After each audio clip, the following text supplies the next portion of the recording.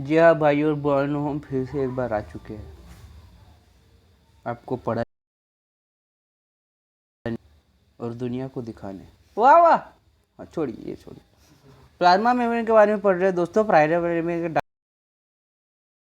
के में fluid structure में तो ऐसा थोड़ा बहता रहता है और एक्सटर्नल बाउंड्री फॉर्म करता है सेल के अवती भवती। सेल को कवर करता है। कवर इसलिए करता है क्योंकि उसे प्रोटेक्ट कर सके और उसमें सिलेक्टिवली परमेबल मेम्ब्रेन का काम कर सकते हैं। मतलब सिलेक्टिवली कंपोनेंट्स को उसके थ्रू पास करने का काम कर सके। ऐसा नहीं कि सबको आने दो, सबको जाने दो, हर कोई कंपोनेंट आ जाएगा, हर कोई एलिमेंट आ जाएगा, हर कोई चीज़ आ जाएगी। नहीं नहीं नहीं नहीं नहीं, सिलेक्टिवली परमेबल, सिलेक्ट करके परमिएबल करेगा और रेगुलेट करता है molecular traffic across the boundary. और इसके बाद 1972 में दो साइंटिस्ट लोगों ने, जोनाथन सिंजर और गार्थ निकोल्सन ने प्रपोज की एक थ्योरी जिसका नाम है fluid Mosaic model. Most adopted model है भाई और बहनों। मोस्ट अडॉप्टेड इसलिए कि एक्सेप्टेड है, थोड़ा लॉजिकल है, ऐसा नहीं कि हवे में बात कर ली। और ये 1972 में प्रपोज किया जोनाथन सिंजर एंड गार्थ निकोल्सन ने। ये है मॉडल। मॉडल में आप देख सकते हैं दो लिपिड लेयर है, ऊपर जो ऐसे गोले गोले और ऐसे वी बना है, उल्टा वी, और नीचे भी दो गोले गोले और उल्टा सीधा वी बना है। वो बाइलिपिड लेयर्स है। बीच में जो आपको दिख रहे हैं वो प्रोटीन्स है, पेरिफेरल प्रोटीन जो आउटर साइड में, इंटीग्रल प्रोटीन जो उसके लिपिड के बीच में एग्जिस्ट करते हैं, और ये फॉस्फोलिपिड बाइलेयर। बाइलेयर इसलिए दो लेयर है। और इस तरह से ये मॉडल है और यही मॉडल उन्होंने प्रपोज किए थे जोनाथन सिंजर और गार्थ निकोल्सन ने। इसके बाद अब देखेंगे फॉस्फो, हम देखेंगे, अभी बताएंगे कि क्या होते हैं प्लाज्मा मेम्ब्रेन में, क्या होते हैं constitute chemical constituent plasma membrane में। प्रोटीन रहता है, लिपिड रहता है, कार्बोहाइड्रेट रहता है। प्रोटीन आरबीसी में अगर एग्जाम्पल के तौर पे बताया जाए तो 49% रहता है और बाकी, और फिर 43% आरबीसी रहता है और 43% लिपिड रहता है उसमें। बाकी का बचा हुआ जो रहता है वो कार्बोहाइड्रेट रहता है। और एक लॉजिकल बात या फिर तथ्य वाली बात या फिर फन फैक्ट या फिर फैक्ट, जो छोड़ा, मैं थोड़ा ज़्यादा एग्जेजरेट कर दिया इस बात को, लेकिन ये बात याद रखना कि chemical constitute of plasma membrane are depend upon the nature of the cell. It is not depend on the source. मतलब कि सेल टाइप के हिसाब से उसका केमिकल कंस्टिट्यूएंट्स, उसका अमाउंट करता है, वेरीज करता है सेल टाइप के हिसाब से। ये हो गया दोस्तों, ये हमने बता दिया क्या है। लिपिड है, प्रोटीन है और कार्बोहाइड्रेट है। कार्बोहाइड्रेट अबंडेंट अमाउंट में रहता है, बहुत ज़्यादा अमाउंट में रहता है यूकैरियोटिक सेल में। ये भी बात एक याद रख लियो। अब आपके स्क्रीन पे जो है वो है एक फॉस्फोलिपिड स्ट्रक्चर। फॉस्फोलिपिड स्ट्रक्चर मतलब हमने यहाँ पे एक कंटिन्यूअस बड़ा लंबा सा एक दूसरे से जुड़ा हुआ फॉस्फोलिपिड बाइलेयर देखा। इसमें से एक सिंगल फॉस्फोलिपिड को यहाँ पे स्ट्रक्चर दिखा गया और यहाँ पे डिनोट किया गया। तो हाँ, इसका जो ऊपर का हेड रहता है, पोलर हेड, वो हाइड्रोफिलिक रहता है, वाटर से अट्रैक्ट होता है, वाटर अट्रैक्टिव होता है, और वो पोलर हेड होता है। और इसी कारण वो एक तो outer side of the cell रहता है या फिर inner side of the cell, मतलब फेस करता है दोनों एनवायरमेंट्स को, एक तो बाहर के एनवायरमेंट को और अंदर के एक्वस एनवायरमेंट को, क्योंकि वो बाहर की तरफ होता है और हाइड्रोफिलिक रहता है, ये याद रखिए। और बाहर का और अंदर की तरफ जो रहती है टेल, जैसे कि आप स्ट्रक्चर में देख सकते हो, ये प्लाज्मा मेम्ब्रेन, ये अंदर की तरफ टेल है और ये हाइड्रोफोबिक है, ये वाटर से अट्रैक्ट नहीं होती, नॉन पोलर टेल्स है ये। और यही एक बेसिक इंटरेक्शन है हाइड्रोफोबिक नेचर के ऊपर से ही इसका एक बेसिक स्ट्रक्चर फॉर्म होता है। यही इसका एक रूट है या फिर बेसिक फॉर्म है, इसे बोल सकते हैं। क्योंकि ये टेल्स हाइड्रोफोबिक रहती है, इसी कारण प्लाज्मा मेम्ब्रेन का जो स्ट्रक्चर है वो मेंटेन रहता है। और हाँ, ये मॉलिक्यूलर स्ट्रक्चर है। मॉलिक्यूलर स्ट्रक्चर मतलब कैसा, ट्री डायग्रामिक टाइप, यानी वहाँ पे अल्कोहल के मॉलिक्यूल्स ऊपर की तरफ, नीचे फॉस्फेट के, उसके नीचे ग्लिसरॉल और फिर नीचे फैटी एसिड। ये है फॉस्फोलिपिड के कंटेंट्स। फॉस्फोलिपिड के कंटेंट्स मतलब लिपिड बाइलेयर के कंटेंट्स। ये लिपिड फॉस्फोलिपिड स्ट्रक्चर है ये। और फॉस्फोलिपिड के या फिर लिपिड के हमको 3 क्लास देखने मिलते हैं। उसमें से एक है फॉस्फोलिपिड, ये आपको जूम करके बताता हूँ।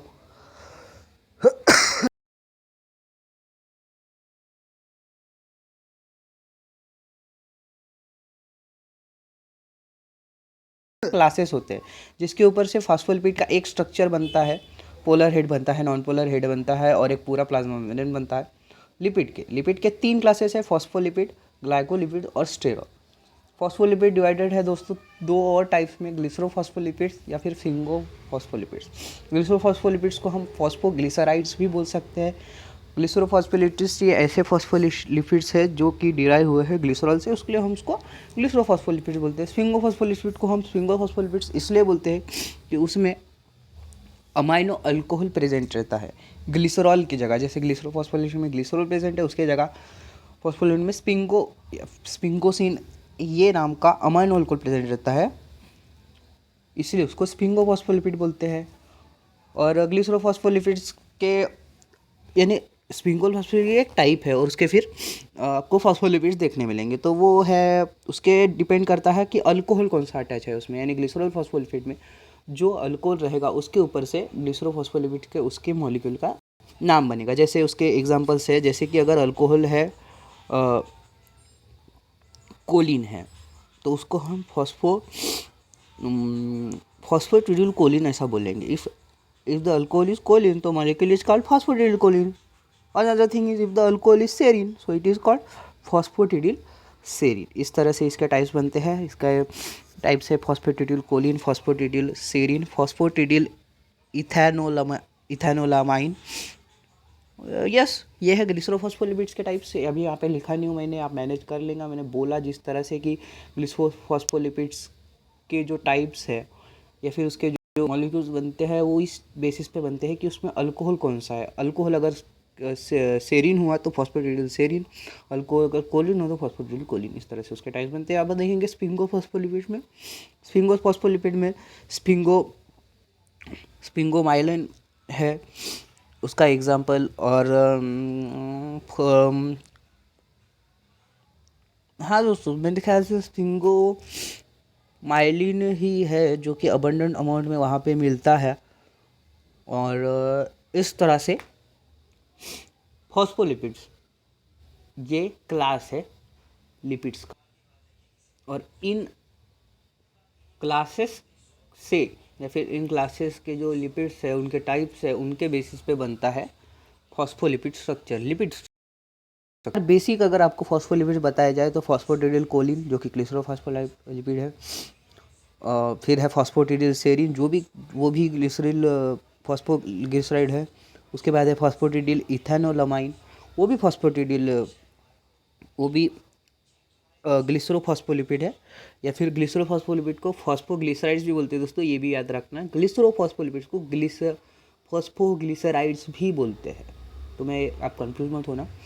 तो हाँ, 4 तरह के इससे प्लाज्मा मेम्ब्रेन बनती है या फिर लिपिड स्ट्रक्चर बनता है। वो है फॉस्फोटिडिल कोलिन, फॉस्फोटिडिल सेरिन, फॉस्फोटिडिल इथेनोलामाइन एंड स्पिंगोमाइलिन जो कि टाइप है स्फिंगोफॉस्फोलिपिड्स का।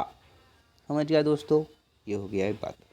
और एक बात है कि न्यूट्रल पीएच पे जो पोलर हेड ग्रुप रहता है, मतलब ऊपर का जो ग्रुप रहता है वो उसको नेट चार्ज नहीं रहता, या फिर वो अगर उसको नेट नेगेटिव चार्ज रह सकता है, यानी उसको पॉजिटिव चार्ज नहीं रहता एट न्यूट्रल पीएच पे। रेयरली होता है कि फॉस्फोलिपिड को नेट पॉजिटिव चार्ज रहे, मगर नॉर्मल पीएच पे, न्यूट्रल पीएच पे उसका जो चार्ज रहता है वो एक तो नहीं रहता, न्यूट्रल रहता है, या फिर नेगेटिव रहता है। फॉस्फोलिपिड ग्लाइकोलिपिड्स जिसमें से 2 टाइप आते हैं, ग्लोबोसाइड और सेरेब्रोसाइड। ये टाइप्स नहीं है दोस्तों। जो कॉम्प्लेक्स ग्लाइकोलिपिड्स है वो है ग्लोबोसाइड, और सिंपल ग्लाइकोलिपिड है सेरेब्रोसाइड।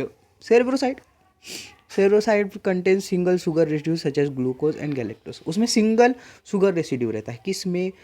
सेरेब्रोसाइड में, जो कि सिंपलेस्ट ग्लाइकोलिपिड है। और कॉम्प्लेक्स ग्लाइकोलिपिड जिसका नाम है ग्लोबोसाइड, उसमें रहता है ऑलिगोसैकेराइड्स, मतलब बहुत सारे कार्बोहाइड्रेट्स से बनता है वो, बहुत सारे ग्लूकोज मॉलिक्यूल से बनता है वो।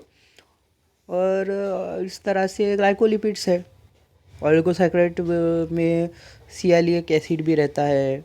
और इस तरह से ये चीज़ें बनती है ग्लाइकोन exclusively in the outer leaflet of the plasma membrane with their carbohydrate portion exposed on the surface. ये लाइन का मतलब है दोस्तों कि ग्लाइकोलिपिड्स जो है, जो कि लिपिड्स के फॉस्फोलिपिड के स्ट्रक्चर में एग्जिस्ट करता है, वो ज़्यादातर यानी रहता ही है एक्सक्लूसिवली बाहर की तरफ। बाहर की तरफ मतलब आपको ये स्ट्रक्चर दिखाता हूँ, यह है पोलर हेड और यह रहता है बाहर की तरफ। ये भी नहीं, ये वाला स्ट्रक्चर, ये बाहर, ये देख रहे हैं आप बाहर की तरफ, यानी अंदर फेस के कर रहा है लेकिन बाहर ही है।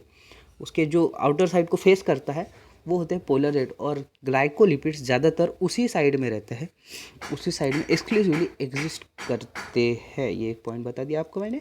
अब देखेंगे तीसरा लिपिड का क्लास, जो कि है स्टेरॉल।